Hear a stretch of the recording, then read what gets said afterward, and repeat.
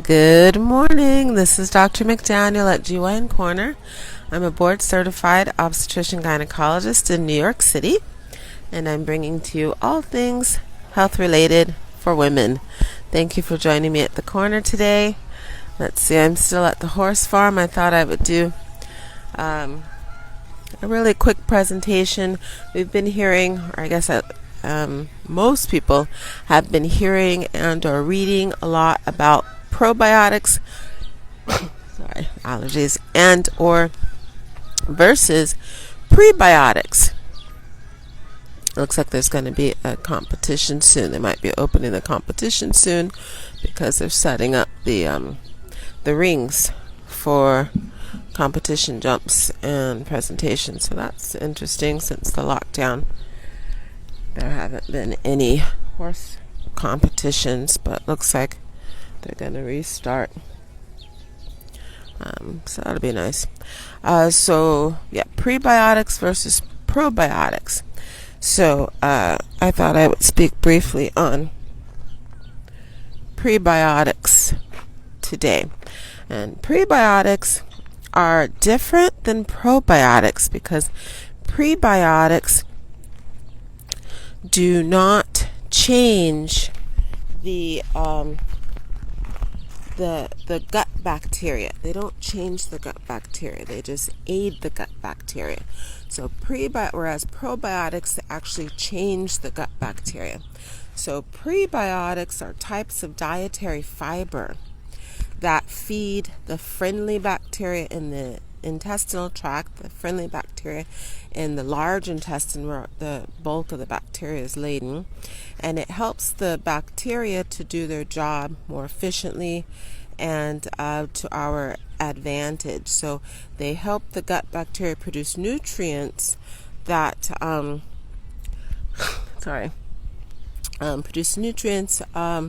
to increase the production of good nutrients and to increase the production of the support of metabolism and to allow an overall healthier and more balanced system, bacterial system. And there are a whole bunch of prebiotics that you can take. I know in some of the grocery stores it'll just say it's laden with prebiotics, or you can take them individually or separately. So I have a whole list of prebiotics. It's a fairly long list. Now onions is interesting because onions has polyphenols, which we know from the previous presentation are really good at decreasing oxidative stress, and it's an anti-inflammatory, but they also have prebiotics in them. So raw onions you don't want, or raw or lightly sauteed, you don't want to cook out all of the goods in them. And chicory root is another one, dandelion roots or dandelion greens, certain types of artichokes. So Jerusalem artichoke has prebiotics in it. Garlic and leeks, which are really good for you. Asparagus, which is easily just lightly steamed.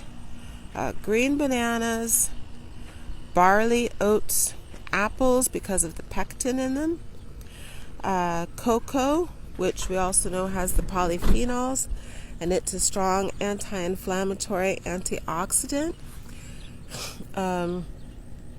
Flaxseed, which I really like because it has really strong antioxidant, anti-inflammatory, and it also helps balance out a lot of estrogen and progesterone imbalances in the body. Jicama root, which we see a lot. Burdock root.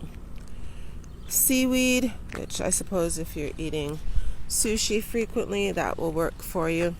So there are a lot of prebiotics, and you can get them just separately. You can just buy prebiotics at the health food store or the regular grocery store, or what I think is nicer is you can just try to incorporate a lot of the foods that contain prebiotics into your daily or dietary intake and get the advantage of improving or maximizing the activity of your intestines. So the dietary fibers in the prebiotics help feed the friendly bacteria in the gut so that they maximize their production or what they're supposed to do.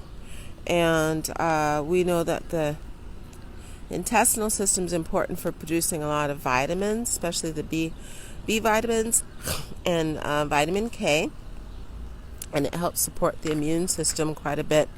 It's also a vital aspect in producing hormones which affect the brain, specifically serotonin. 95% of the serotonin, which is our feel-good hormone, comes from the intestinal tract.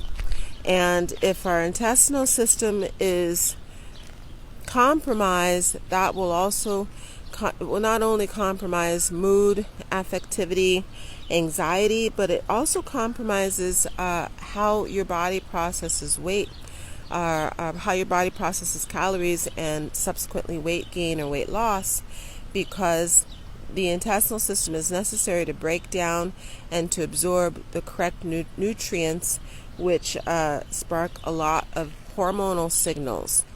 And hormones are what allows the body to function. It allows the different organs and areas in our body to communicate. So if our intestinal system is compromised, then the proper food is not going to be specifically well absorbed. And if it's not well absorbed, broken down and well absorbed, then the correct hormonal signaling does not occur. And a lot of the feedback for satiety, for hunger, for satiety when we feel full, is driven by the intestinal system. And it also communicates with the brain to tell us to stop eating, and it allows signaling from our own fat cells to tell us to do a feedback response that we can stop eating, we're no longer hungry. And it's been well proven that women specifically, people in general, but women specifically, are very sensitive to that hormonal signaling. And if your intestinal tract cannot process the foods that you're taking in to deliver that hormonal signaling, then you're going to have weight loss resistance issues. So you're going to have obesity problems and the subsequent domino effect of all of that. So I hope that's been helpful information on prebiotics. And excuse me. Thank you for joining me at GYN Corner today. This is Dr. McDaniel doing a little tour on this side of the horse farm. Have a great rest of your weekend. Thanks. Oh, and I forgot to say, don't forget the YouTube channel, the podcast channel. They're all GYN Corner, not just the Facebook. And if you're in the tri-state area, you can come on by to the office. We've been open throughout the lockdown, and we're open Monday through Thursdays. And let's see, hit the like, subscribe, and follow buttons if you're interested in more information on women's health issues. Have a great rest of your weekend now. Bye.